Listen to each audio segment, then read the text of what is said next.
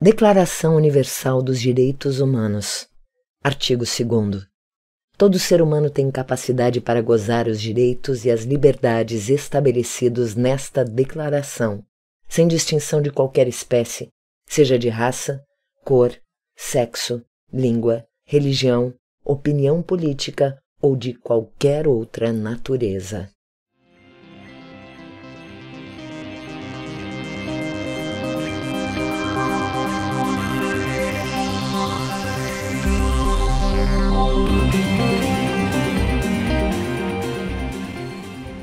Nós, mulheres negras, nos sentimos invisíveis o tempo inteiro, em todos os lugares, né? Quando a gente não é valorizada e muitas vezes quando nós somos assediadas, quando nós somos humilhadas, quando nós somos violentadas, né? Em função da nossa cor, da nossa classe, né? Do gênero que a gente carrega também. Então, é quase cotidiano. Olá, sejam todas e todos muito bem-vindos. Começa agora o primeiro videocast Invisíveis Relatos de Acordar, uma das ações do projeto Relatos de Acordar, que reúne 2 trabalhos da nossa Companhia de Solos e Bem Acompanhados, a websérie Confessionário Relatos de Casa e o projeto Multiformatos Invisíveis Histórias para Acordar. Eu sou Débora Finocchiaro, idealizadora e apresentadora. Eu sou branca, os cabelos são curtos e brancos, uso óculos para perto em formato retangular, estatura e peso medianos. Eu estou vestindo um blusão com azul marinho, um azul bonito, com uns pelinhos assim. Bem, na técnica e edição, Babiton Leão, e a trilha é de Laura Finocchiaro. Esse programa está disponível no nosso podcast Invisíveis Histórias para Acordar no Spotify e no meu canal do YouTube, Débora Finocchiaro. E hoje, no episódio Cheguei Primeiro e Fiquei para o Fim da Fila, recebo com muita alegria essas preciosas convidadas, Yara Virgínia, Lídia Fontoura e Silvia Abreu, para falar de um tema que ainda está, infelizmente e absurdamente, tão presente na nossa sociedade de forma estrutural, o racismo, e sobre o qual precisamos seguir refletindo e propondo outras posturas e principalmente nos transformando diariamente em prol de um mundo mais justo para todas e todos. Sendo assim, passo a palavra para que essas lindas mulheres se apresentem e se autodescrevam. Lidinha. Bom, gente, bom dia. Eu sou Lídia Fontoura, astróloga, mulher negra, mãe de 4 filhos, avó de 3 netos e trabalho com astrologia há 50 anos. Esse ano faz 50 anos. Eu comecei em 73 e com a dona Emma de Macheville e desde lá venho me dedicando a esse estudo. Tenho uma agenda cheia, sempre em busca desse autoconhecimento. Mas a questão aqui é a negra, mulher, né? Que a Debbie disse, cheguei primeiro e fiquei no fim da fila. É bem isso, bem assim. Todos passam na frente. Primeiro, porque eu sou uma pessoa tímida, entre aspas, né? Mas sou tímida, gosto de trabalhar quieta no meu canto, não sou dos holofotes, nem das câmeras, não, realmente é uma coisa que não me faz bem.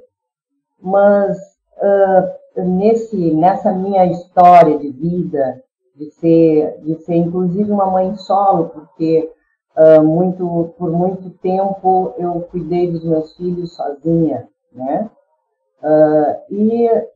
E ao mesmo tempo livre, leve e solta, porque eu acho que eu posso e devo estar aonde eu quiser, em qualquer lugar.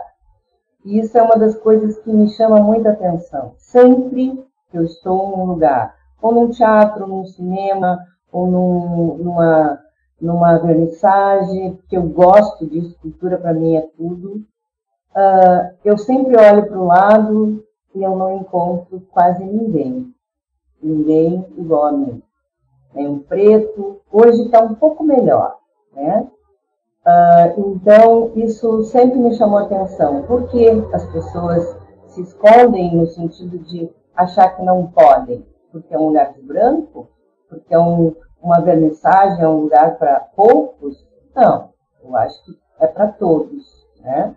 E tem alguns lugares que eu me recuso a ir, hoje em dia, por exemplo, porque eu me sinto seguida quando eu entro naquele lugar. Então, é isso, né? Acho que a gente pode discutir sobre esse assunto. Eu nunca senti, a minha alma, né, não tem cor, não tem idade, eu me relaciono com todas as pessoas da mesma maneira, embora tenha observado muitas vezes essa questão do preconceito, as pessoas se olharem diferente, as pessoas ou olhar para o lado, né, e dizer, aquele ali não deveria estar aqui, enfim. E hoje em dia, além desse meu trabalho com astrologia, eu participo de um projeto que atende moradores de rua, que a gente faz a comida para distribuir para esse pessoal à noite, no grupo, no Cuidado que Mancha, onde eu cozinho lá para 200 e poucas quentinhas que a gente faz a cada 15 dias e entrega nos lugares onde tem aglomerado de pessoas sem comida, sem roupa, sem atendimento, digamos assim. Então, hoje, isso é uma coisa que eu gosto muito. Eu sempre fui uma pessoa de me doar muito.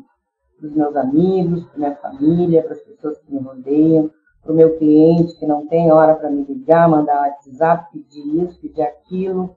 Então, me doar para esses projetos me faz muito bem. Eu me sinto, sim, muito privilegiada de poder estar nesse lugar, né? E ajudar nesses projetos sociais. Certo, meninas?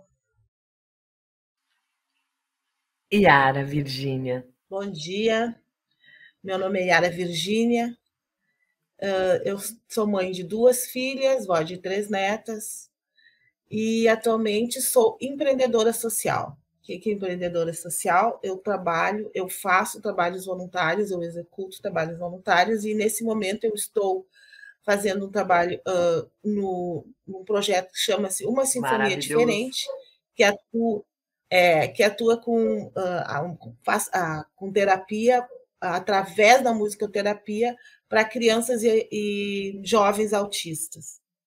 E também sou coordenadora de igualdade racial do coletivo Elza Soares, aqui de Novo Hamburgo. Nesse momento, né, eu até estou com um caso de racismo e homofobia acompanhando esse caso. E esse trabalho e essa jornada me faz, e a maneira como eu desenvolvo esses trabalhos é muito aquilombando. Quando eu preciso de pessoas à minha volta, eu preciso de coletivo, preciso que as pessoas que juntas a gente se mostre. Eu entendo que uma estrela no céu, se eu olhar para ela, não vou vê-la, mas uma constelação, sim. Então, eu enxergo muito essa jornada preta quando estão juntos. Por mais que queiram nos invisibilizar, quando estamos juntos, aquilombados e falando da nossa beleza, das nossas raízes, do orgulho, do que os nossos ancestrais deixaram em termos de cultura, fica mais fácil, mais poderoso afrontar, porque eu entendo que o racismo tem que ser tem que ser afrontado com a nossa beleza, com a nossa cor, com a nossa garra, falando e repetindo quantas vezes forem necessário sobre os nossos ancestrais, sobre a importância deles na trajetória do mundo, trazendo cada um com a gente. Então, para mim, quando morre um negro, não morre um negro, ele vira ancestral. E resgatar a história dele, para mim, é o que me fortalece nessa briga, nessa luta contra o racismo. Eu sou uma mulher negra, cabelos crespos e tá com volume, assim, tá mais alto na cabeça, estou de óculos e com uma blusa branca e também argolinhas douradas na orelha. Agora eu quero passar a fala ali para a Silvia.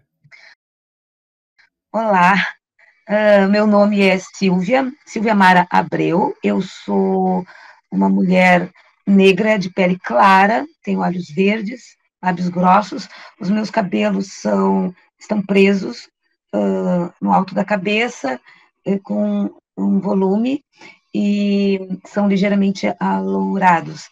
Eu sou mãe de uma menina, uma garota que tem 25 anos, e eu sou produtora cultural e sou jornalista.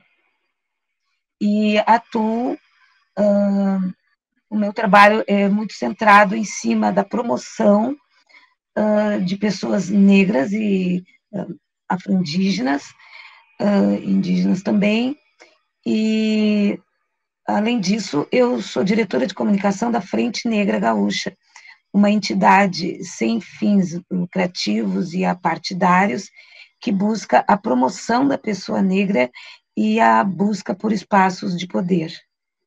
Porque nós entendemos que uma das formas, né, de se lutar contra o racismo estrutural é colocando pessoas em espaços onde se fazem as leis, onde se julgam as pessoas e onde também se determinam, né, políticas públicas, por exemplo. Então, a gente tem que estar ocupando todos os espaços, e uma forma de se fazer isso é através, né, de uma atuação política na sociedade.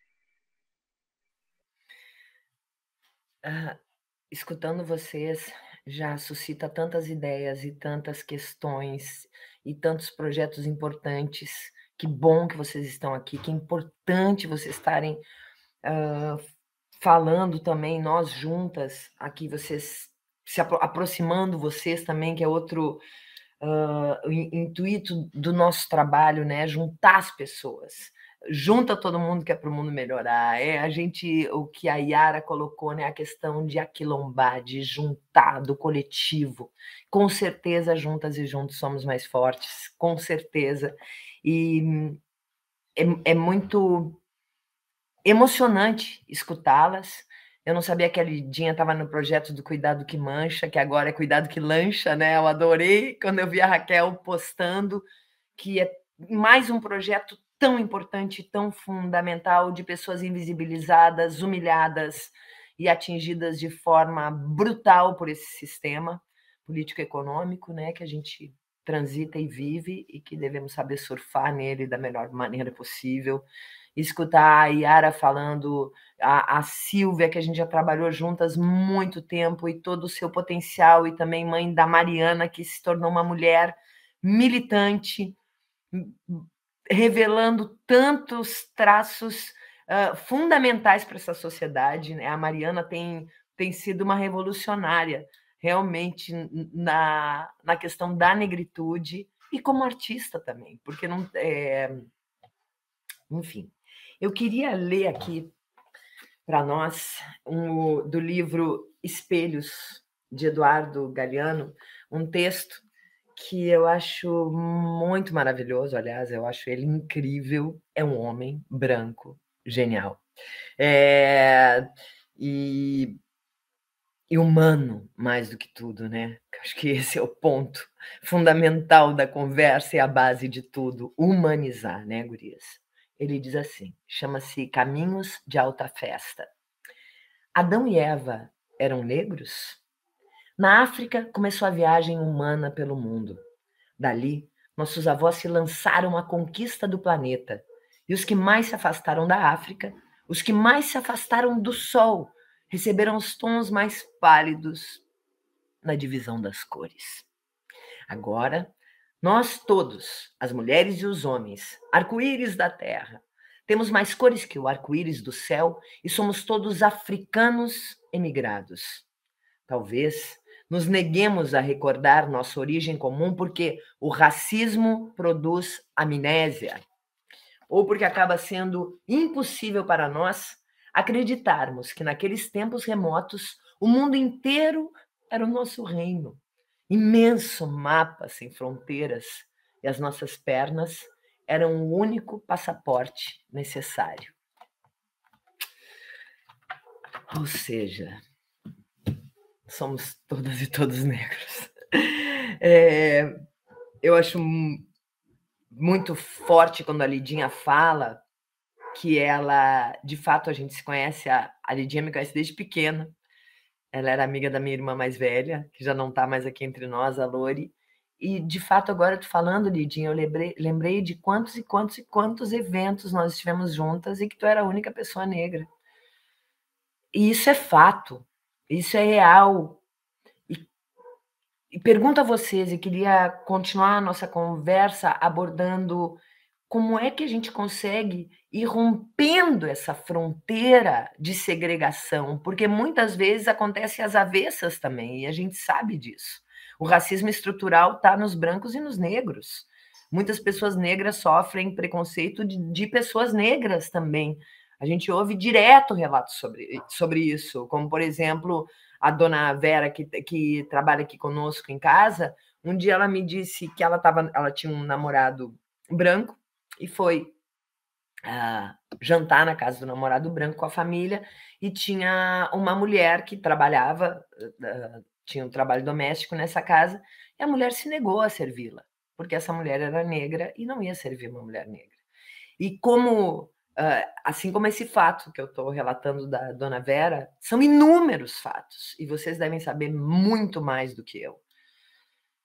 Então, de que forma que a gente, pessoalmente, né, a partir de nós, porque eu acho que tudo é a partir da gente, consegue contribuir para romper essa segregação, para trazer mais, para estar mais juntas, independente da nossa cor, com tudo o que isso traz, né? Com toda a carga que isso traz, como o Galeano fala, da amnésia, como a maioria das negras e dos negros não saberem o sobrenome dos seus avós, dos seus bisavós, de não terem de ser uma história ceifada, né?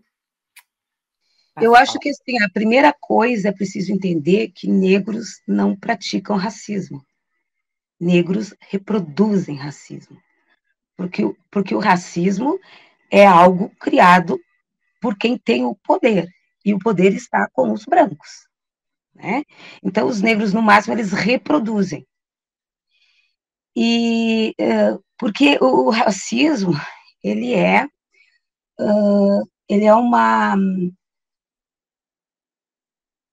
um projeto político de desumanização de uma determinada etnia, porque isso é interessante.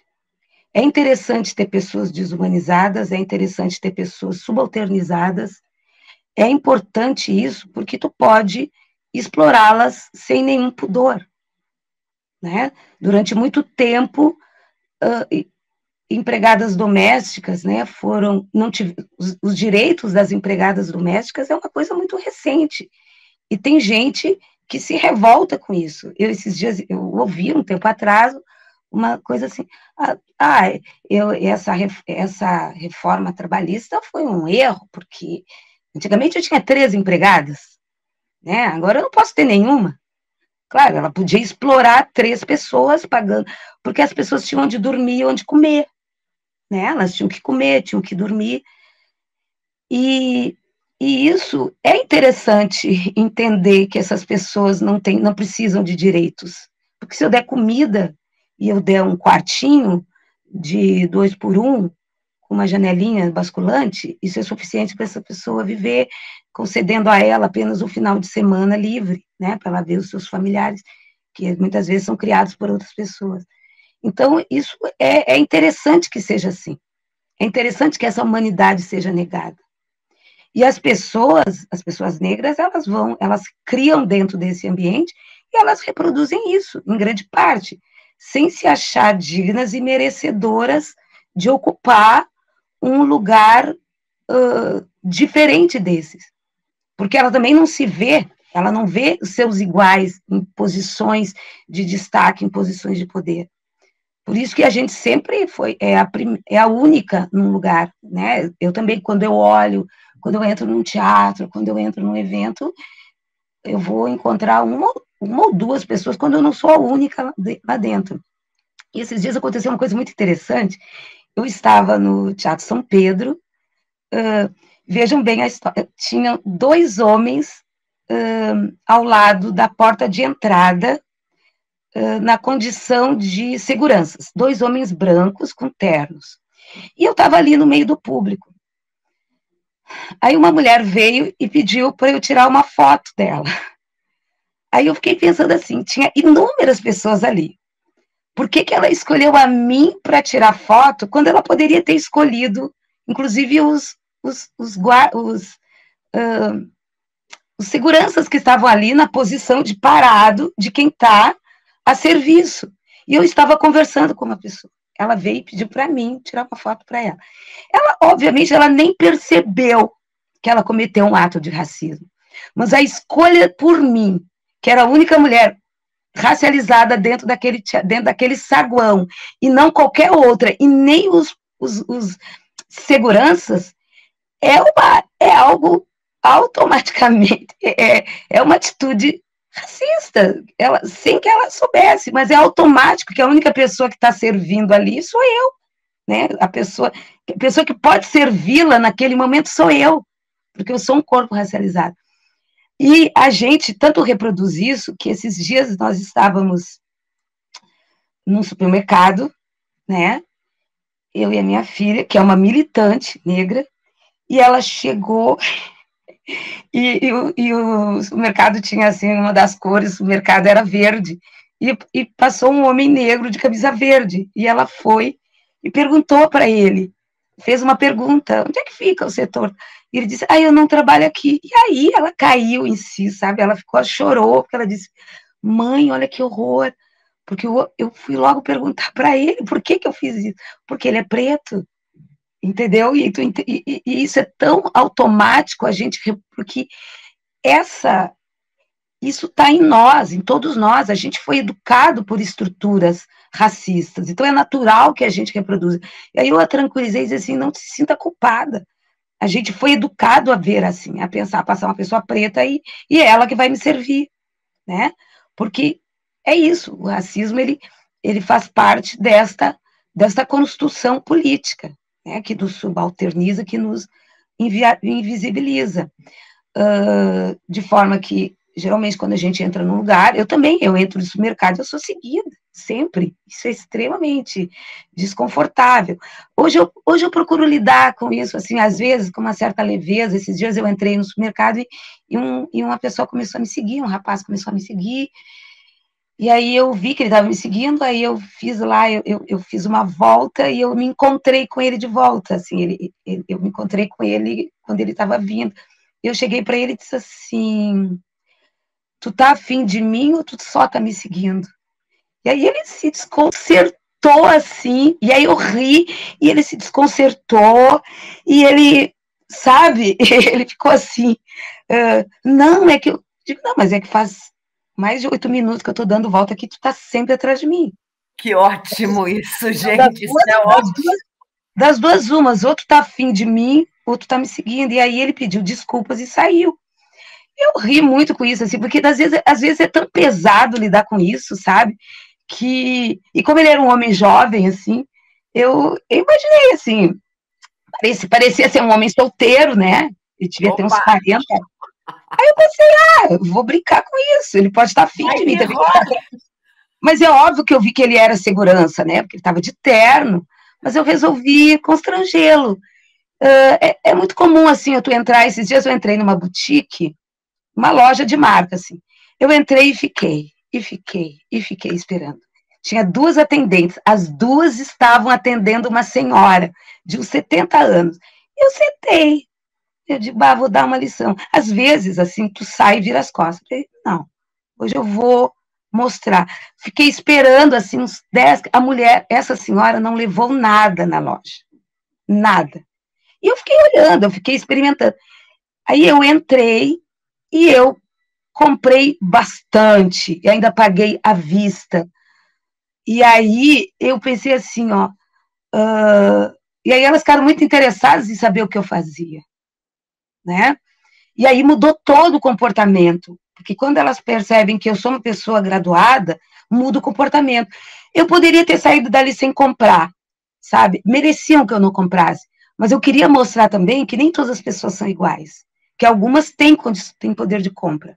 Esses dias a minha filha, que é uma pessoa que foi educada para enfrentar o racismo, por isso, Débora, ela é a pessoa que ela é, ela desde criança, ela sabia que ela era uma garota negra, que ela tinha que entender quem eram seus antepassados, né, que o passado dela não era somente de desgraça, e eu acho que é isso que a gente às vezes tem que mudar, a gente não pode só contar as histórias de que a gente era escravizado aqui no país. Sim, a gente é escravizado e é importante entender por que isso acontecia, mas que também os nossos que nos precederam eram pessoas que muitas vezes ocupavam cargos na realeza, sim, e que detinham muito conhecimento, e que vieram para cá exatamente porque detinham conhecimento e tecnologia na área da produção agrícola. Quando uma pessoa entende de onde ela vem, é muito fácil ela se posicionar no mundo. E muda tudo. Esses dias ela entrou e ela trabalha, às vezes, ela vende os livros que eles produzem, ela pertence ao coletivo Poetas Vivos, e eles produzem livros, são poetas, e tem 2 livros publicados já por grandes editoras, e ela estava lá vendendo os livros dela, e ela disse que tinha 2 mulheres observando, né?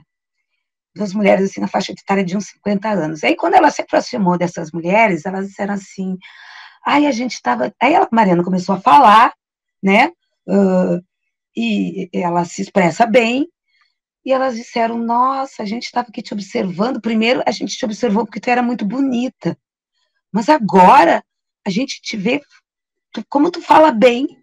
Aí a Mariana observou, ela assim, mãe, elas observaram que eu falava bem. Eu disse, claro, elas imaginavam que tu ia, sei lá, falar errado, porque é isso que se espera de uma pessoa preta, que ela não saiba se expressar.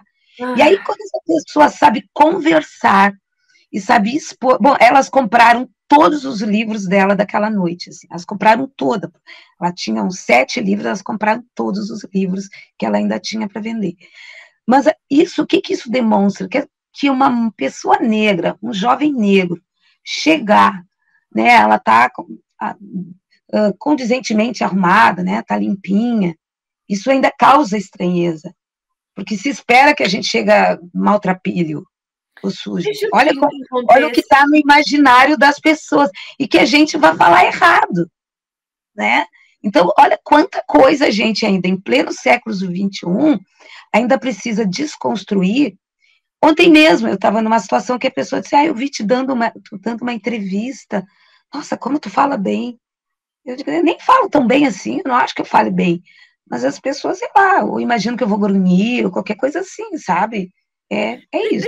Deixa eu te interromper, Silvia. Várias coisas que já...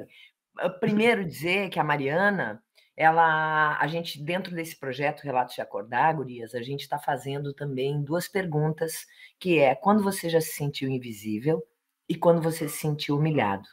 E eu fiz essas entrevistas nas ruas, nós, né, a equipe...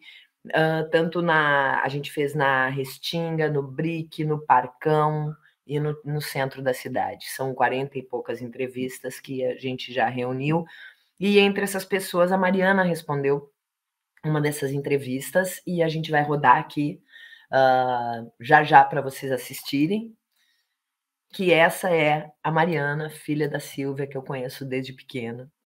Eu me sinto invisível todas as vezes que eu, como uma empreendedora, entro em uma loja para comprar os materiais dos meus acessórios e eu simplesmente sou invisibilizada. As pessoas agem como se eu não estivesse ali, como se eu não existisse, e de 2 uma. Ou eu não sou atendida ou as pessoas simplesmente me seguem sem em nenhum momento perguntar o que eu preciso, se eu preciso de alguma ajuda, sequer se oferecem para, enfim, cumprir ali o seu papel, né, que é estar auxiliando os clientes. E naquele momento, eu sou uma cliente e dificilmente quando eu entro, eu tenho esse suporte. pelo contrário, eu tenho sempre as pessoas me seguindo, mas dificilmente vindo me oferecer alguma ajuda, o que fica difícil de entender, né? Se a pessoa realmente está ali para me ajudar ou para averiguar o que eu estou fazendo naquele espaço, sendo que a minha intenção é somente restabelecer o meu, enfim, os meus materiais de produção, né? E uma coisa que Silvia falou e que na maioria das conversas, que é uma coisa totalmente recorrente e absurda, é essa coisa de ser seguido desse lugar. Aí quando a Silvia pega e diz, eu consegui chegar pro cara, olhar para ele aí, meu, tá me paquerando? Ou tu tá me seguindo? Eu fico imaginando, eu no meu lugar de mulher branca privilegiada, imaginando também daí nas minhas situações que se assemelham não pela cor da minha pele, mas por outros motivos, porque daí vem a questão do caráter também, é a questão de autoestima que permeia todas as pessoas, né? As questões emocionais, as suas dificuldades, suas qualidades, seus defeitos. Como conseguir trazer uma forma de se comunicar? Como não levar para o lado pessoal? Eu acho que esse é um ponto que é um caráter didático nesse trabalho, nessa labuta antirracista. Desde falar para os jovens e para todas as pessoas, para os brancos, da importância dos povos negros, de onde vem, quem foram essas rainhas, essas pessoas, toda a sua cultura. E a gente, como brasileiros, nós somos resultado disso tudo também, né? Nós só somos o que somos por causa de toda essa vinda das pessoas negras que tiveram suas vidas ceifadas. E esse caráter didático, porque é didático. Aquelas moças que te atenderam na loja mudaram. As pessoas, a gente é através do exemplo. Eu não sei se vocês concordam, mas a cada dia que passa eu tenho mais certeza que nós só conseguimos transformar através do exemplo. Uma coisa é a palavra, mas é como a gente se comporta. E a gente sempre vai ser o referencial para alguém, mesmo que qualquer pessoa é referência para alguém. Então a gente é responsável por todo esse entorno. De que forma que eu me manifesto e consigo contribuir para que isso vá se desmanchando, sendo atenuado, como que leva a isso, mas eu imagino também, volto a dizer, estou falando aqui do meu lugar de mulher branca privilegiada, assim como os homens, né? Por que o machismo também permanece? Porque é muito cômodo, é muito cômodo. É um sistema, como é bom ter, que bom que não tenha políticas para as empregadas domésticas, que elas não tenham direitos, é ótimo, não preciso pagar, e aí se perpetua, né? O trabalho escravo, que também faz parte desse projeto, a gente está falando sobre isso, e todos os outros absurdos que a gente vê diariamente. Enfim, também lembrei que a gente, na outra conversa sobre a questão do racismo, de um videocast também do projeto, a Dejeane Arruê falou muito disso. Uma hora ela disse, eu me canso de ter que ser tão didática, tem horas que eu não aguento. A Deje, que também faz parte de uma sinfonia diferente, esse projeto incrível, maravilhoso de inclusão, que eu também tenho o privilégio de fazer parte, né, dessa empreitada tão digna e maravilhosa, né, Yara, que transforma tanto a vida das pessoas. Então, eu queria dar uma contribuída aqui. Eu sou uma das pessoas que eu milito muito, mas muito, para que as leis, a Lei 10.639 seja aplicada nas escolas. Muito! Acima de todo o resto, assim, eu acho que enquanto isso não estiver lá dentro, enquanto isso não estiver dentro de empresas com outro código lá, tem tanto código nesse mundo, nós vamos ficar falando como se estivéssemos batendo em ponta de faca, porque a gente repete que não fomos escravos e sim escravizados, de que não viemos de livre, espontânea vontade de África e sim nossos ancestrais foram trazidos, foram sequestrados, foram mortos, as mulheres foram estupradas. A gente tem que estar falando isso quando a gente sabe que essa lei aborda isso tudo dentro dos locais. E isso, que é uma coisa muito, muito importante, ficou partidarizado e não politizado.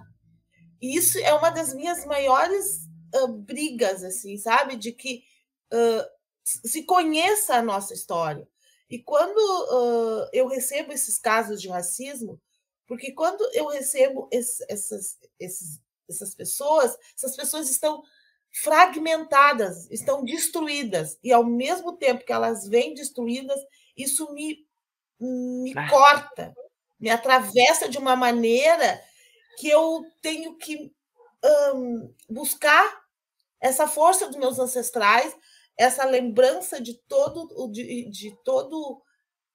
a sua luta, que eu tenho uma frase que eu digo quando a gente está, né, resgatando aquela pessoa de volta para acreditar nela, para se olhar e para se ver.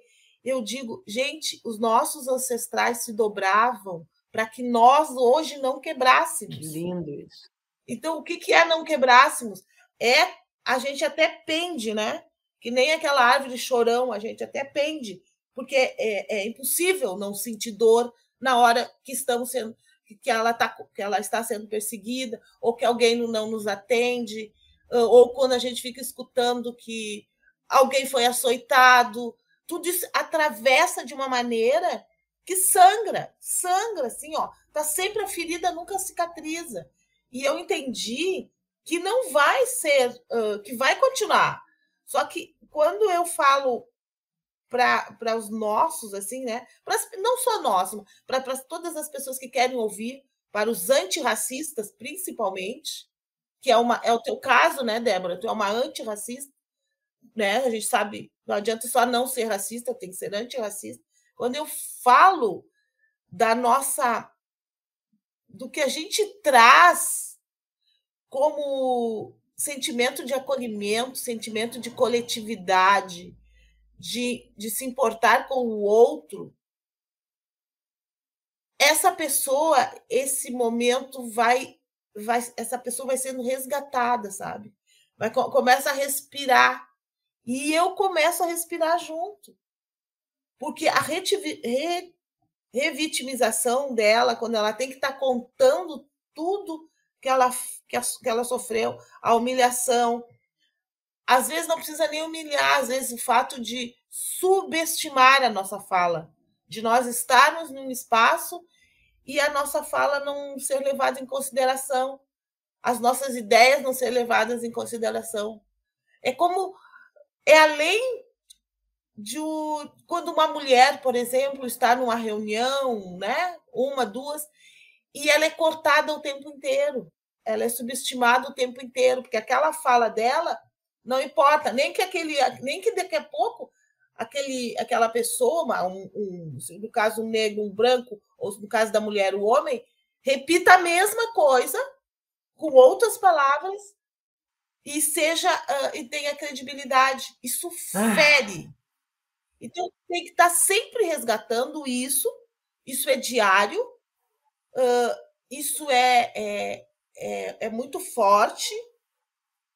E quando eu tenho oportunidade de estar com pessoas brancas, porque eu não me nego a estar, não me nego mesmo. Todos os ambientes são nossos, eu vou, não me importa, eu dou uma olhada assim, assado, mas eu procuro ter essas falas. Eu sempre digo, tu sabe por que o nosso cabelo nasce para cima? Porque nós temos uma coroa ela já é uma coroa. Nós nascemos de berço, rainha. Verdade, porque a gente passou a vida inteira ouvindo dizer que o nosso cabelo era feio, que era ouriçado. E se tu fizer uma analogia à coroa... Isso é ressignificar, né? Ressignificar. Mas isso é tão forte para nós. Isso é muito forte. Quando eu falo para essas pessoas que me procuram, que estão sofrendo racismo, que eu vou ter que viver aquilo... Eu sempre começo por algumas coisas como essas. É trabalhar nossa autoestima, porque é o que eles tiram, sabe? Eles tiram quando falam dos nossos lábios, do nosso cabelo, da nossa bunda, que hoje está na moda bunda grande, boca grande, que nós não é moda, é natural, né?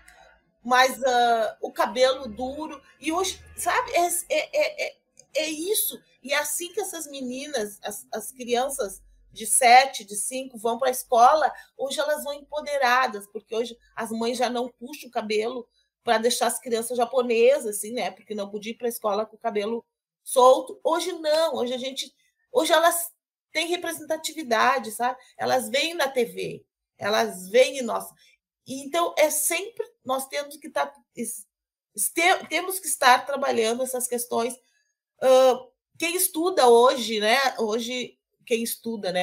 Parece tão engraçado eu falar essa palavra assim, mas a academia não te dá conhecimento, a academia te dá informação. Não te dá sabedoria, né?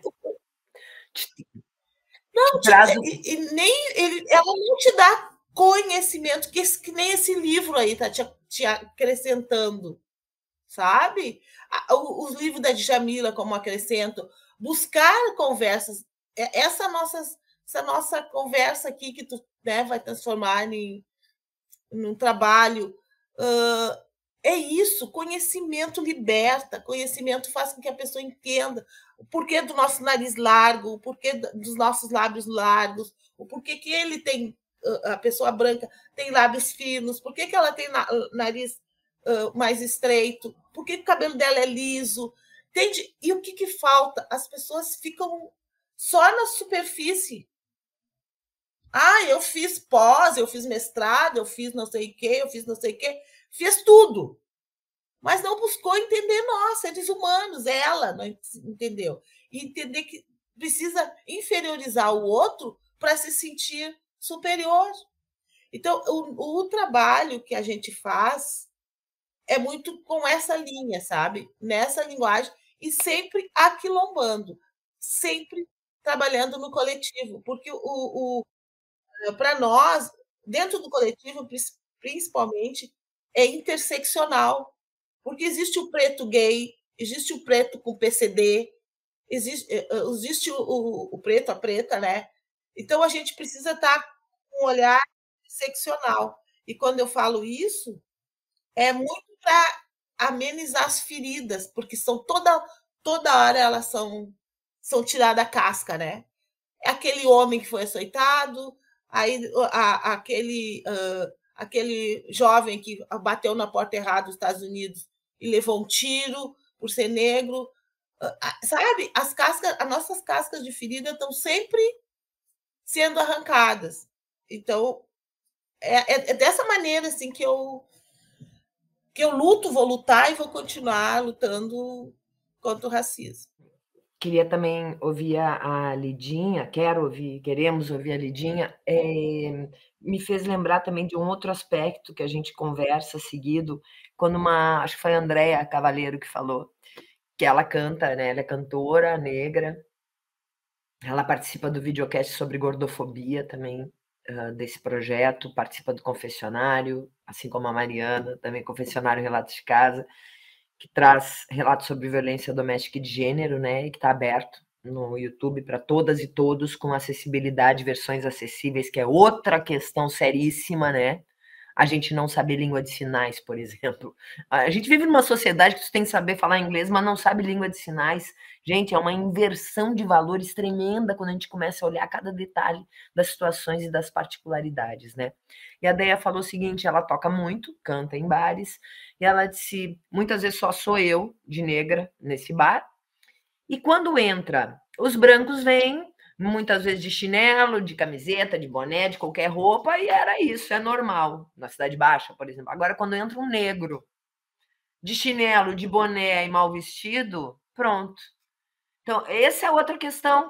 Agora, porque eu imagino, vocês sabem muito mais do que eu, essa questão eu tenho que estar arrumadinha para não ser perseguida, eu tenho que estar ajeitadinha para não estar... Ou a Silvia mesmo citou, a Mariana estava ali limpinha, arrumadinha. Então, é outra questão muito séria, a questão da aparência. E quando se trata de uma pessoa negra, isso triplica o problema. Né? Já se tem esse problema, eu percebo isso, eu sou uma que, se eu puder, eu vou estar de abrigo. Eu adoro, para mim, inteligência é conforto. Eu preciso estar confortável. Se eu puder botar de abrigo, de camiseta, de tênis, eu sou... E eu percebo a diferença de entrar num shopping. Na verdade, eu vou muito pouco em shopping, mas em shoppings a gente vê isso muito claramente, né? Porque é um acúmulo ali parece que é uma bolha efervescente do sistema, né? É a grande, onde lá na década de 70 decidiram que se juntaram os poderosos para criar os consumidores e conseguem nos manipular dessa forma, né? Tu pode, às vezes, a gente vê situações de uma pessoa que ganha um salário e trabalha num shopping e gasta aquele salário para comprar uma calça. É uma coisa chocante, bizarra e absurda. E eu percebo, eu como mulher branca, uma senhora ainda, mais essa, né, de cabelos brancos, de se eu tô mais mal arrumada, vamos dizer, a diferença de quando eu tô arrumadinha é brutal. É brutal, então é diário e é com pessoas negras, brancas, amarelas, de tudo que é cor. Isso é direto. Aí eu falei da questão da tradução da linguagem dos sinais. E as pessoas, então, com deficiência, as pessoas surdas e com deficiência visual, é um absurdo, porque não tem daí nem condições de se comunicar, porque os lugares não trazem acessibilidade, né? E nós, aí se nós pensar em nós mesmas, uma vez a Lara, que é uma amiga que tem deficiência visual, ela me perguntou, tá, tudo bem, legal, Debbie, mas quantas amigas cegas tu tem? Eu disse, nenhuma, só tu. Quantas amigas surdas eu tenho? Tenho agora a Brenda, que é a atriz de um episódio do Confessionário, maravilhosa, que é uma mulher surda, negra, lindíssima, que arrasa. E eu fiquei morrendo de vergonha de não saber a língua dos sinais para falar com a Brenda, gente. Então, é uma coisa ceifada, né? A tua língua é ceifada. Como a língua dos indígenas, a gente não sabe a língua dos nossos ancestrais. A gente não sabe, a gente não se comunica, daí a gente vai no BRIC e vê aquelas pessoas indígenas. Eu fiz uma pergunta para uma moça, coisa mais linda ela me deu a entrevista e a pergunta era, quando você se sente humilhada, né? E ela disse, toda hora. Essa foi a resposta dela. Bem, Lidinha, fala pra gente. O que é isso? Também nos ácidos, né, Lidinha? Ai, mas é bem Qual planeta é negro, Lidinha? Todos. Qual planeta é negro? Todos. Né? Vão dizer que é Saturno, né? Vão dizer que é Saturno.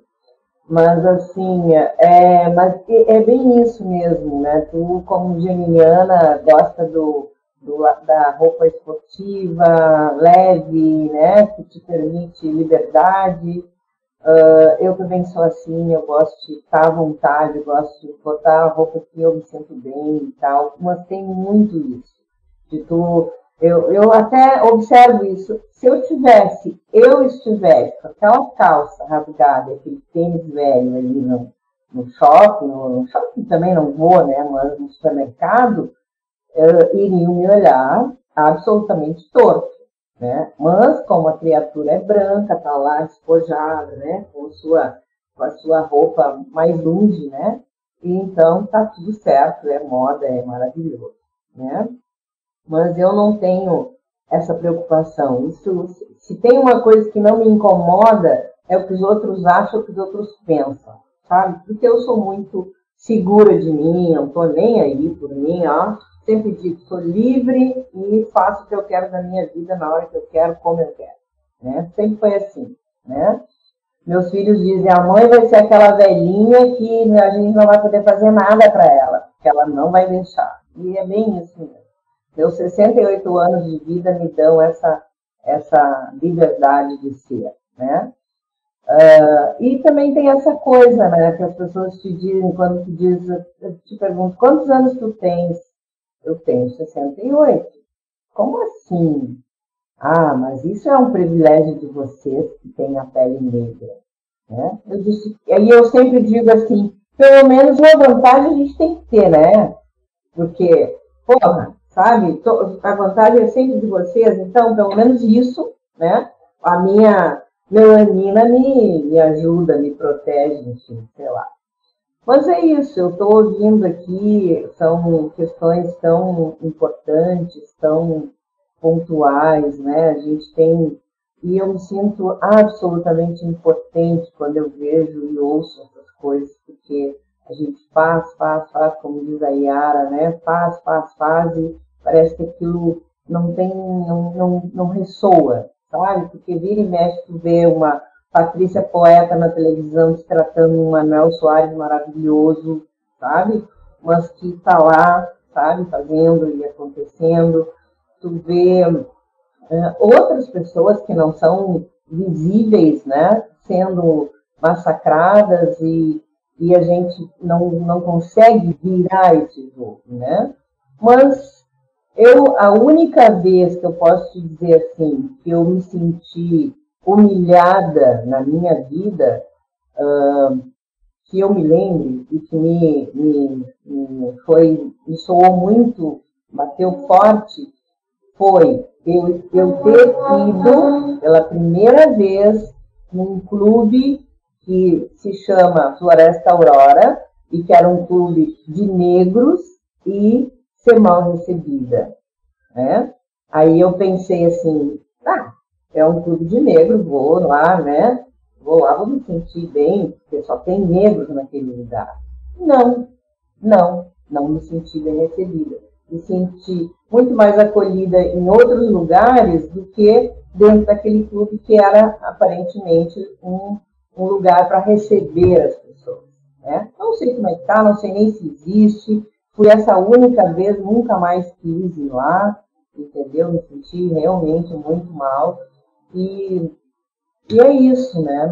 Não, acho que esse racismo vem de todos os lados, né? Eu tenho um avô, por parte de pai, africano, daquele que tinha 1,50 m de altura, a palma da mão e o pé absolutamente branco, né? Aquela pele bem escura, com a palma da mão branca e o pé também, que é uma característica, né, daquele povo, e uma avó branca, mas branca indígena, porque ela era de pele branca, tinha um cabelo branco, uma trança que ia lá no pé, porque ela nunca cortava o cabelo, ela só trançava aquele cabelo e deixava aquele cabelo comprido, né? Os meus pais, a minha mãe, por parte de mãe, meus avós claros, não posso dizer que são brancos, porque eram claros, né? Meu avô português, de olho verde, né? A minha avó também baixinha, pequenininha, mas de pele clara, olho claro, e eu tinha tios de olhos verdes e tinha tios de olhos escuros, da mesma pai e da mesma mãe, né? Então, eu penso assim, que a busca da nossa origem realmente é difícil a gente achar, né? Porque a gente é isso, é uma miscigenação, é uma mistura de cores, de tons, de raças, e que chegar lá na nossa origem, né, é complicado, é difícil. Mas eu acho, desculpe te interromper, Lídia, mas eu acho assim, ó, que a questão é que a gente se torna negro. E durante muito tempo, a questão racial não foi discutida nas famílias, porque isso era tão tabu, isso era tão doloroso, que não se discutia. Muitas pessoas negam a sua negritude. E muitas pessoas dizem, eu nunca sofri racismo, que é uma ilusão. Se for procurar bem, se tu começar a observar, tu vai ver que não foi só lá dentro do Floresta Aurora, talvez tu tenha sofrido racismo. Porque, como eu te falei, pessoas negras não praticam racismo. Racismo é uma ferramenta de inferiorização. Uma pessoa que não tem poder não pode exercer poder sobre outra, né? Então, o racismo é feito por branco, né? Que a gente até esse conceito assim, de branquitude, que são aquelas pessoas que acham que o mundo gira em torno delas. Tá? Pessoas negras reproduzem, né? E a gente achar que não sofreu racismo, isso desculpe, é uma ilusão. Né? Começa a observar Eu não tô Começa a observar que tu vai ver que tu, sim, o tempo todo. Eu sofro quando eu entro na loja e ninguém me dá bola. Eu sofro quando eu entro numa loja e a pessoa chega e eu pergunto, eu quero ver aquela... Pode me deixar, eu queria ver essa bolsa. A pessoa disse, custa R$1.500. Eu pergunto, eu não te perguntei o preço. Eu queria ver a bolsa. Essa foi uma outra situação que eu fritei numa loja, eu entrei, eu queria ver aquela bolsa, ele disse, custa 1.500. Aquilo assim, a minha caixa me jogou na parede. Ali eu não tive vontade de comprar a bolsa, obviamente. Ali eu não fui comprar, mas... Nem ia pagar 1.500 uma bolsa também. Porque eu não ia pagar 1.500 por uma bolsa, mas eu estava de jockey, eu estava fazendo academia, e como eu não tinha caminhado, eu estava a fim de caminhar mais um pouco, e entrei no shopping. E eu queria comprar uma bolsa de mão. Há muito tempo eu estou querendo comprar uma bolsa de mão, assim, para ir em eventos. Mas as bolsas são sempre caras. Aí quando tu entra e o vendedor não te pergunta nada, não te dá bom dia, te joga na parede com essa pergunta, isso é racismo. Ele subentende que eu não tenho condições, sequer eu tenho um cartão de crédito, porque eu poderia pagar em 10 vezes se eu quisesse. Só que eu não ia dar isso por uma bolsa. Então, a gente é o tempo todo, e às vezes a gente se defende. Né? Ronaldo Fenômeno, Neymar, descobriu que era negro na Europa, porque ele se achava branco. Porque ele é um corpo racializado, só que é um homem claro. Quando ele foi para a Europa, ele descobriu que ele era negro. Sobre isso tem um filme fantástico, que é Bacurau. Não sei se vocês viram, na cena em que uma mulher branca, ela chega e diz assim, então, bom, né, estão matando todo mundo, eu vou me safar, eu sou branca. Não, tu não é branca, tu é latino-américa, minha filha, tu é latino-americana, tu é loira de olho azul, mas tu é latino-americana, toma um tiro também, tu não é diferente dos outros. Então, assim, aqui no Brasil, o racismo ele foi tão perverso que ele criou essa divisão de cores. Então, uma pessoa como eu consegue ter mais permeabilidade, porque eu sou mais clara, mas isso não me impede de sofrer a crueza do racismo. Porque se tu vem até aqui tu não passa. Tu vem até aqui porque a gente precisa mostrar que nós não somos discriminatórios, mas daqui tu não passa. Né?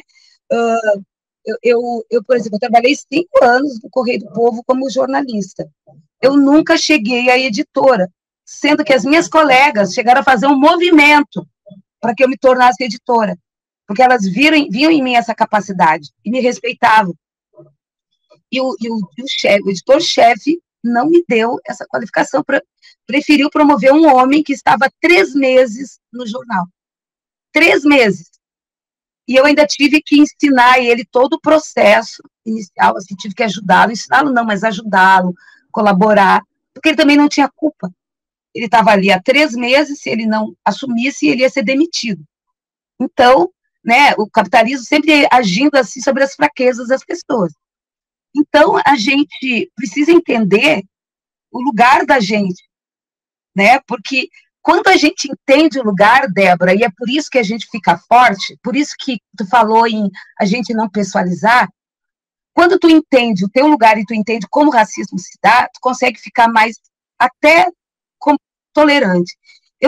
Sobriedade, né? Eu acho que tem uma questão. E, Silvia, só 2 apartes. Eu falei da questão que tu não compraria a bolsa, porque eu jamais pagaria 1.500 pila numa bolsa. Por causa disso, por isso que eu não comprei. E a outra coisa que uma questão da Lidinha que eu acho incrível, que daí independe da pessoa ser negro, branco ou amarelo, que ela falou, eu não tô nem aí porque os outros vão pensar. E esse ponto, que é raríssimo, por quê? Porque a gente sofre da síndrome do outro, de a gente viver para o outro, né? Isso é raro ver uma pessoa que tenha a autoestima assim, que tenha essa leveza, não é leveza a palavra, eu acho que é uma sobriedade diante da vida. Mas é que a gente ouve o tempo todo. Mas sabe, isso não significa que a Lídia não passe diariamente por situações de racismo, né? Óbvio. Com certeza. Quando uma pessoa chega na tua casa e te diz, a dona da casa, a dona da casa sou eu. Né? Tu mora num prédio, numa situação melhor, assim, um condomínio melhor. eu ouço isso sempre. Assim, uma vez eu estava na frente do meu prédio esperando o elevador e ela disse, você está indo para onde? Eu disse, para lugar nenhum. Aí ela ficou quieta, aí um pouquinho ela perguntou, tu trabalha aqui? Eu disse, não, eu sou dona do imóvel. Tu entende porque tu não, porque é um prédio de classe média, eu não poderia estar ali. Isso que a Yara Virgínia falou, de pessoas, tá falando uma coisa, ninguém cansou de acontecer comigo isso em reunião. Eu falar, ninguém me ouve, porque um homem fala o que eu acabei de dizer, que legal, cansa de acontecer isso. Que solução maravilhosa, mas fui eu que falei, ninguém deu bola. Só que alguém pegou aquilo ali no ar e falou, e quando falou foi ouvido, porque eu não sou ouvida. Um dia desses, numa reunião, eu disse assim, ó, gente, eu estou aqui há 5 minutos levantando o dedo, há meia hora, na verdade, eu estava levantando o dedo, vocês não vão me deixar falar. Eram 5 homens. Ninguém me deixava falar, sabe? E, então, assim, ó, a gente, e era assim, eram 5 homens negros. E eu disse, gente, nós estamos lutando contra isso. E eu que estou tentando, e eles tocaram, meu Deus, é verdade. Que loucura. Mas isso é importante. Tem que ser que loucura, a gente não percebeu isso. Com os homens. Porque, às vezes, a questão é tão incrustada que a gente não se dá conta. Outro ponto que eu acho legal da gente levantar, a gente está quase chegando aqui ao final, mas eu queria levantar um ponto. Ontem minha amiga chegou aqui, ela contou um fato que se repete várias vezes, que também é como que... Aí é do caráter. Porque nada é uma carta de bom caráter, né? Não é porque tu é negro que tu é legal, não é porque tu é artista que tu é legal, não é porque tu é de esquerda que tu é legal, pelo contrário, né? Não é.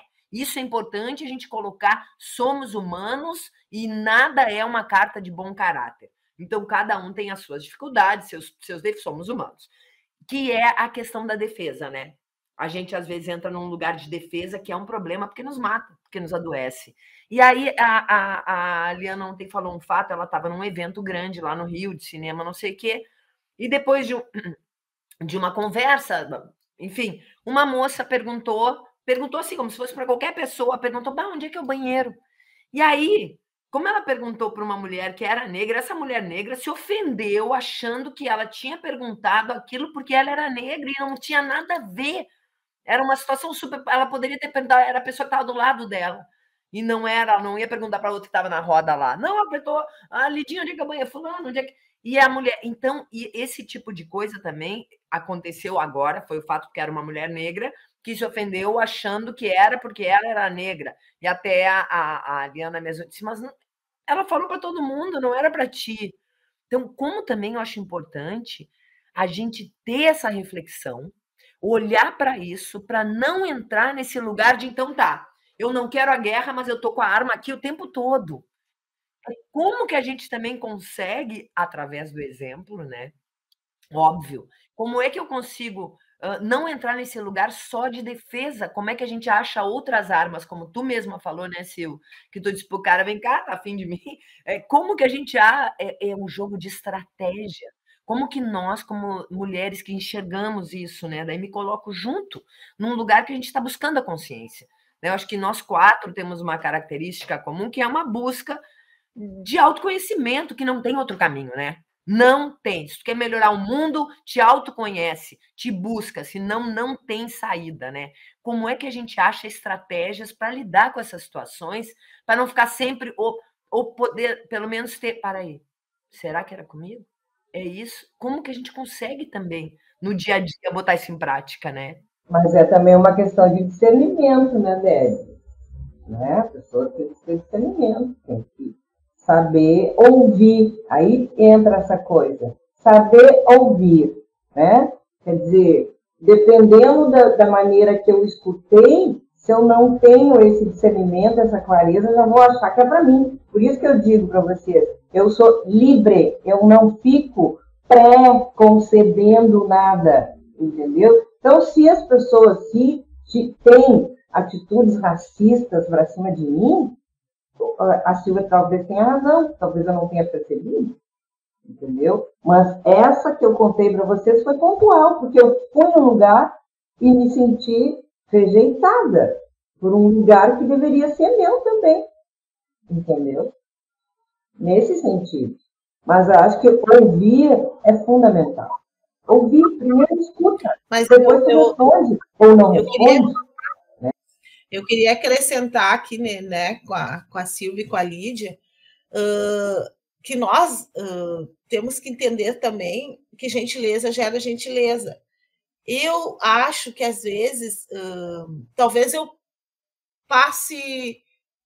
deixe passar batido, justamente porque eu quero que as pessoas entendam. Educação é super importante. Com licença, obrigado, por favor. Essas são coisas inerentes, se é preto, branco, azul, encanado, sei lá o quê. Então, se essa pessoa chegar e me perguntar, olha, eu não sei, pode descobrir com alguém. Agora, sim, se isso ficar repetitivo, aí a gente começa, aí tá, né? Deu, aí baixa louca. Mas eu acho que nós também temos que nesse sentido, mostrasse nosso nível de educação, que é uma coisa que já se perdeu. Eu tenho observado, eu paro para observar as pessoas, e aqui Novo Hamburgo é muito branco, então eu olho a falta de educação com as pessoas, uma grosseria, um tal de quem pode mais, não sei o quê, e eu não quero me enquadrar nisso e não vou me enquadrar nisso. Então, talvez, em alguns momentos, eu possa perceber como racismo, mas não é. É porque eu vou deixar alguém passar na minha frente. Isso é uma coisa minha, né? Eu vou parar na parte de criança. Eu vou, se eu tiver que ajudar alguém por alguma razão, sei lá, está pedindo, ou está assim, para subir uma escada, para alguma coisa, eu vou fazer isso, tu entende? Mas isso vem uma coisa de educação do meu pai, da minha mãe, que me ensinaram. E uma escolha também, né, Yara? De como tu quer conduzir tua vida, né? Também acho que é isso. Isso, né? daí também e isso da Lídia ali, lá aconteceu. Lídia, existe algo dentro do nosso povo que foi tão incrustado para dizer que a nossa raça era feia, que nós éramos sujos, sempre nos menosprezaram a ponto de nos transformar em macaco. Não que o macaco não seja um bicho maravilhoso, que eu nem me importo, mas eu não quero que me chamem de macaco. Mas sempre inferiorizaram que os nossos pares, os negros, eles, para se mostrarem superiores, eles muitas vezes fazem isso que fizeram contigo. E fazem, porque já aconteceu comigo. Acredito que já aconteceu com a Silvia. E a questão também do etarismo, que a Silvia colocou, como a gente não está fora dos 30, né? A gente está no 35, a gente está velha para opinar, a gente está velha para estar com tal roupa. Aí as que estão mais gostosas, mais, né? Eu já não tenho mais o mesmo gingado, eu sei que eu perdi, isso o corpo vai mudando, vai acontecer para todo mundo. Eu tinha um jeito com 25, com 35, com 40, agora com 60 eu estou com outro. E isso acontece ainda, daí isso independe de cor. Mas o que eu falo, assim, ó, racismo, essa coisa absurda de nos agredirem, sabe? De nos vigiarem, de nos matarem. Aí é a cor de pele. Aí entra a cor da pele, sabe? Daí não é... Eu fiz um exercício numa escola onde eu fui fazer palestra, em Sapiranga, que é uma região bastante de origem alemã, né? E eu fiz um exercício com uma professora e eu pedi... Ela é branca, a gente deu as mãos e saiu na porta. Aí o exercício era perguntar para os alunos: se nós entrarmos, quando nós entrarmos, e vou informar vocês que vai entrar a professora e a faxineira, que não é demérito, né? Quem vocês vão olhar? Eu vou ser a professora, né? Eu sou a professora e ela é a que limpa, a que dá o café, que é muito importante dentro dessa escola. Eu comentei com eles. E vocês vão dizer quem é quem. a gente entrou, eles ficaram constrangidos. Eles não conseguiam dizer. Porque era óbvio para eles que a mulher branca era a professora. Óbvio. E eles ficaram constrangidos, porque o exercício era esse, logo na cabeça. Eu disse, tá vendo? Isso é racismo estrutural. Isso é um racismo que você... Isso é racismo. Porque para vocês, nunca a professora poderia ser eu. Por quê? Que legal esse exercício. Porque a coisa prática, e isso é interessante, porque provavelmente a maioria desses alunos nunca pararam para pensar nisso.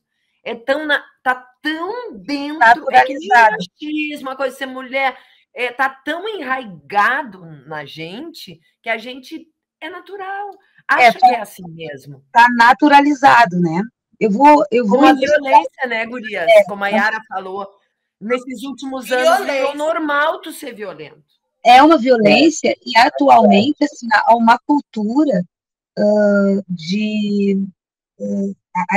eu concordo com a Yara e também com a Lídia, mas quando a Yara, por exemplo, diz que traços como educação e gentileza estão se indo, né? As pessoas têm há uma falta de educação, de gentileza, assim, absurda. De respeito, né?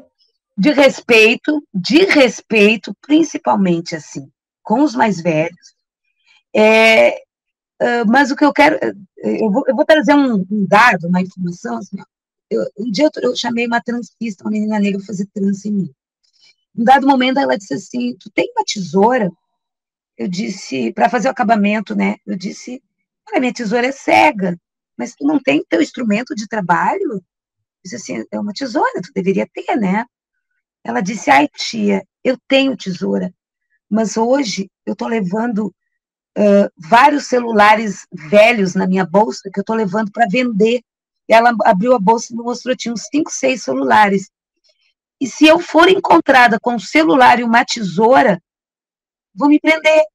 Olha o nível, gente, o nível da parada. Eu disse, gente, mas isso é muito cruel, mas quem vai te parar? Eu não sei, eu posso ser parada, eu sou uma menina negra. Eu tô caminhando na rua, daqui a pouco o cara me pega, eu tenho 5 celulares e uma tesoura, eu vou pra cadeia. E ela tem toda a razão de ter. E eu fiquei arrasada com aquilo. Sabe, gente, qual é a pessoa branca que vai ter essa preocupação, gente? Nenhuma. Nunca a pessoa vai passar pela cabeça isso. Mas uma pessoa negra, quando sai de casa, ela tem que sair arrumada. Ela não pode sair de chinelo de dedo. Ela tem que sair com o documento, arrumada. Porque ela pode ser barrada. Então, os rapazes, então, gente? Os rapazes, então, um menino negro correndo, a polícia sai atrás. Né? Casos do vestibular, de pessoas que perderam o vestibular, que saíram correndo e a polícia pegou no caminho. Então, assim, os casos estão aí. O que nos assusta é que eles estão cada vez mais. A gente pensa, não, essa é a última notícia absurda que eu vou ouvir de racismo. Aí a gente vê aquela cena da mulher açoitando, né? De uma pessoa açoitando. E aí a gente pergunta, como eu, uma pessoa uma pessoa não negra, posso participar dessa luta, né? Fazendo o que aquele prédio fez. Então, expulsando ela do prédio. A prefeitura tomou uma atitude, tirou a licença dela. O conselho o conselho lá está querendo tirar o conselho dela, né? Quer dizer, eu tenho que assumir um lugar. E as pessoas não negras têm um papel importantíssimo nisso. Porque, às vezes, vejam no movimento Lives Matter, né, aquele do George Floyd, as pessoas brancas fizeram uma barreira, porque os policiais não conseguiam chegar. Se fossem negros, teriam dado cacetada. Mas o branco ele tem que entender qual é o papel dele também. E assumir é fazer isso que vem fazendo, Débora. Essa tua atitude ela é muito importante no sentido de contribuir para mudar isso. Eu acho, Lídia, assim, que as coisas estão mudando. O racismo nunca vai deixar de acabar, tá? Porque o mal faz parte do ser humano. Mal, bem. É interesse, desculpa, Silvia, também. É mais uma arma. É uma arma. E a Exato, humilhação é uma arma de poder. A o gente poder, ele é um instrumento político. Ele interessa. Então, interessa que o racismo exista. O racismo nunca vai acabar. Mas o que tem que existir é maior conscientização e educação para que uma criança seja empática, entenda, né, que o coleguinha ali pode brincar com ele, né? Por exemplo, vocês acham que existe criança racista? Essa criança só pode ser racista se ela vier do ambiente racista, porque a criança não é racista. Agora, se ela vier do ambiente racista, ela vai reproduzir esse racismo, né? Então, quando uma vez na escola, um menino de 12 anos chegou para Mariana, um menino branco, chegou para ela e disse assim, ó, ele era superior em tamanho dela, que a Débora sabe, a Mariana, ela é miúda. E o menino chegou para ela e disse assim, por que tu tem esse cabelo, hein? Ele disse assim para ela. E ela pegou e disse assim, tu queria que ele fosse como? Lambido que nem o teu? O guri saiu correndo. Porque o guri não estava esperando, ela tinha 9 anos, o guri não estava esperando essa resposta. Ele achou que ele ia humilhá-la. Só que ele não sabia que ela sabia já que o cabelo dela era uma coroa. E que eu enfeitava com uma flor. Tão bonito que tinha uma flor nele. Sempre. E aí ela... lembro. E ela disse... Mas quer que ele esteja como que nem o teu, lambido? Que ele tinha o cabelo liso, lambido, assim, né? E, claro, o jeito da criança falar, né? E o guri saiu correndo, o guri não conseguiu enfrentá-la. O guri tinha 12 anos e ela tinha 9. Então, assim, por que isso? Porque ela já entendia quem ela era e o que acontecia em torno. Então, gente, a gente consegue se proteger e não levar para o lado pessoal quando eu entendo. Por que eu não me sinto... Por que às vezes eu não me sinto humilhada, apesar disso doer e sofrer, mas muitas vezes humilhada, me sinto, mas até um primeiro momento. Depois eu racionalizo. Nossa, não é assim, ó, não é pessoal contra mim. Claro, é contra toda uma etnia, mas isso é o racismo estrutural. Claro que isso não isenta a pessoa de ser responsável, né? Mas eu entender que isso é estrutural, que isso é feito para ser assim, e vem sendo perpetuado, e tem gente que tem interesse em perpetuar, isso faz com que isso não me atinja de uma maneira, né, assim, que eu leve para mim, entendeu? Num primeiro momento, bate, dói, mas eu não vou dormir com isso. Eu vou lutar contra isso, de uma forma inteligente, participando de grupos de discussão, trabalhando para eleger uma bancada negra que vai criar leis para nos proteger, produzindo artistas negros que passam por processo de invisibilização. É dessa maneira que eu vou atuar, pontualmente, criticamente, como vocês fazem também. Como a Yara, como a Lídia faz. A gente vai trabalhar desta maneira, atuando em prol de que essas invisibilidades sejam corrigidas. Gente, a gente poderia ficar aqui mais horas falando, porque assunto aqui não falta e vai suscitando, um vai puxando o outro. A gente tem que encerrar, né? Isso então, eu gostaria que a Lidinha e a Yara também dessem as suas palavras finais dessa parte, só dessa etapa, para eu chamar para o encerramento aqui, e se puderem também compartilhar os canais de denúncia, onde que vocês acham mais legal que seja efetuada uma denúncia, a Yara, que tem essa expertise, também passar para a gente, acho importante, a gente vai ter isso descrito no nosso podcast, também quando for para o meu canal do YouTube, essa nossa conversa, vai ter essa descrição, vai estar escrito, mas acho legal ser escutado, ser dito. Então, Yarinha, passa para a gente quais são o que tu sugere como canais de denúncia. E também olha, nós temos até anotei aqui porque a gente fica conversando, o @coletivo elzasoares.nh, que é o Instagram lá do coletivo, né? Ali nós estamos. E o telefone, nós temos um telefone para denúncias, né? Que daí logo vão passar para mim o processo, se for o caso, porque daí o nosso A minha coordenação atua com um jurídico e já entra psicólogo, né? Porque normalmente são os dois mais solicitados. 98618-6742 e o DDD é 51. E eu quero agradecer, assim, sabe, Débora, tu está dando essa oportunidade de estar contigo, né? É muito estar, mas contigo é muito legal essa troca e conhecer novas amigas. Como eu falo, para mim, toda vez que eu conheço mulheres negras, homens negros, eu tenho uma visão de quilombo, que é de ajuda mútua, sabe? Porque hoje pode não estar acontecendo nada, mas amanhã pode estar, e eu tenho aquele ponto lá, eu tenho pessoas. Então, eu quero agradecer muito, um prazer conhecê-las, me colocar à disposição, né, de estar com vocês. Estamos juntas, na verdade, porque para mim é isso. Quando eu me vejo, na verdade, quando eu enxergo o preto, eu me vejo. Se eu estiver na rua, onde eu estiver, eu vou sempre cumprimentar um preto. Ele pode ficar estranho, achar estranho. Eu vou cumprimentar um preto e uma preta, porque ali eu me vejo. Eu sempre faço isso, sabe? É muito meu, assim, porque acho que a gente passou tantos anos se ignorando na rua, sabe? Passando batido, entrar num espaço e ignorar aquele preto para não ser enxergada como preto, porque era isso que nos ensinava. Então, para mim, hoje, isso é muito forte, assim.